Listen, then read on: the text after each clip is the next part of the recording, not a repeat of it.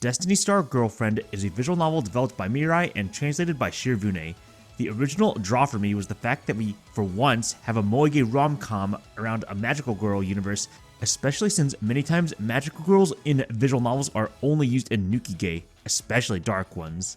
But the real thing that got me hooked into reading Destiny Star Girlfriend immediately was the fact that the developer, Mirai, is apparently a sister company of Minato-Soft, aka the developer for my favorite visual novel, Majikoi. Shit, that's all you had to say.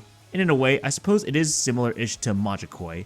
Destiny Star Girlfriend is very much a lighthearted slice-of-life comedy first and a magical girl action story second. This is low-key an episodic series, with this particular release starring a blonde, egotistical magical girl, Yuri Kamizumi. As in many magical girl anime and manga, all the magical girls in this series have to keep the fact that they're magical girls a secret to the public.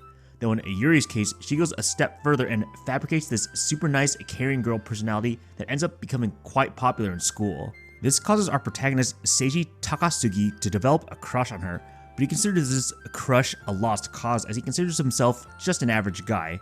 But through an amusing set of circumstances, he creates a literal connection to Yuri. After an injury causes both him and Yuri to be wounded at the way beginning of the story, a magical girl society representative, masquerading as a school nurse, has to use a technique that sews a red thread between the two characters that slowly heals them over 3 months so they don't die. However, it turns out that this red string connection of the two characters makes it so if they attempt to distance themselves over 1 meter from each other, they start to feel intense pain, which I assume is because of the fatal injuries they should still be healing from. This causes a situation where the two characters are forced to live together for the next 3 months until their wounds finally heal. Throughout this 3-month ordeal, he finds out his supposed perfect ideal girl he's had a crush on is nothing how she acts at school. She's extremely full of herself, letting the fact that she's one of the top rated magical girls of the area get to her head to the point where she gets a little sloppy, which is what originally led to their injury. Most of the first half of the visual novel is pure slice-of-life interactions between Seiji and Yuri, and how they have to pretend to be a couple since that's basically the only way they can hide their forced red string connection. The two are forced to figure out all the little things they have to deal with in terms of being forced to constantly be within 1 meter of each other, including wearing a helmet, playing really loud music while the other's using the bathroom. And then of course there's the typical eroge shenanigans where the peeps on the main girl changing with fan service CGs multiple times. Right off the bat, a good amount of your enjoyment of Destiny Star Girlfriend is going to be how much you actually like Yuri's incredibly arrogant personality. I had mixed feelings at first. On one hand, it is pretty refreshing to have a main girl who's actually legitimately confident and full of herself, not just a boring tsundere with fake confidence. On the other hand, it was getting kind of grating dealing with all of Yuri's comments about how she's the best and how she's trying to originally force Seiji to become her servant of sorts. Thankfully, this egotistical personality trait of hers is balanced by 3 things. 1. Seiji, the main protagonist, is surprisingly not a pushover. He has a lot of snark and is definitely willing to roast Yuri when she's getting way too full of herself, especially since she's so incredibly simple-minded. 2. Yuri's occasional use of amusing English.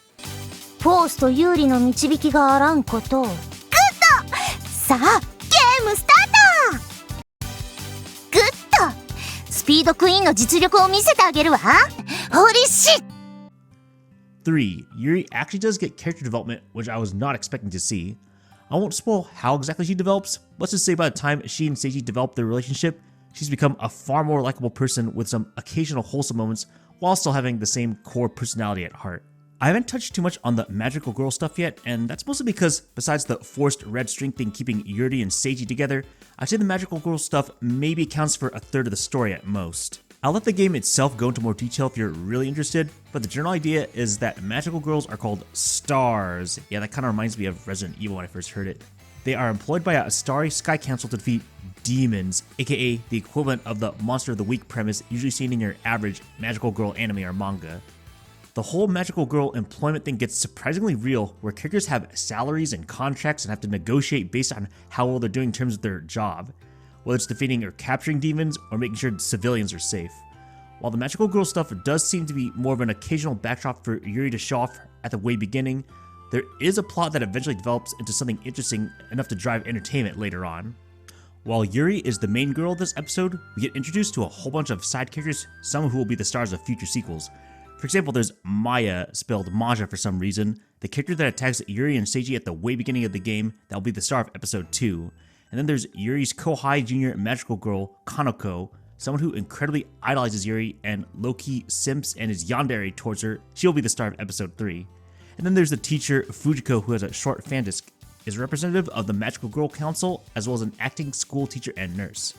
While these characters get less screen time than the lead character Yuri, they appear enough for their personalities and jokes to be pretty memorable. That's about all I'll give about story details, since there's a surprisingly decent amount of twists and development that I think are better left experiencing for yourself. I said towards the beginning of this video that Destiny Star Girlfriend is a lighthearted, over-the-top, comedic style visual novel that basically sticks throughout the rest of the story. So if you like this style of storytelling, I think that alone should make you interested in this visual novel. That said, one thing I was surprised by is how surprisingly good the romantic development was. I was first scared this story was going to be a sex-heavy nukige, given the box art and the whole main couple having to stick together for 3 months.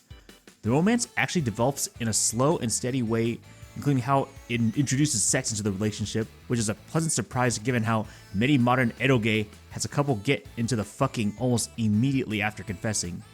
That said, this is still an eroge, and there will be many perverted jokes, including undressing Yuri multiple times, lots of fake-out make-out sessions that don't actually lead to H scenes as well. The magical girl action scenes are passable. They're mostly done within like a few minutes, mostly just used as a way to pivot some plot and character developments, but as I said earlier, eventually develop into something interesting enough to drive the plot and development forward.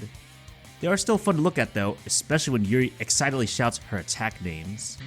ベースビーム、ベーストマホーク、ハイパーベース切り、今必殺のベイアタック、ベースパーク、ベースサンシャイン。 Overall, I had a fun time with Destiny Star Girlfriend.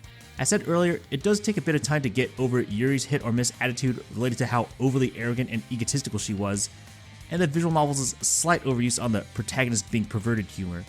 But once the main couple get together, Yuri becomes much more likable and the humor becomes more diverse, which meant I enjoyed the visual novel more as time went on. I don't think Destiny Star Girlfriend is going to blow anyone's minds unless you've just been dying for a magical girl rom-com. I would only recommend this visual novel if you really want to see that premise, or you just like over-the-top, goofy, comedic style of visual novel writing. If you're curious about the length of Destiny Star Girlfriend, it has around 13 in-game chapters, and the average read length on VNDB is about 8 to 9 hours, though it took me about 16 hours on a full auto read. Overall, I would give Destiny Star Girlfriend a 7.5 out of 10.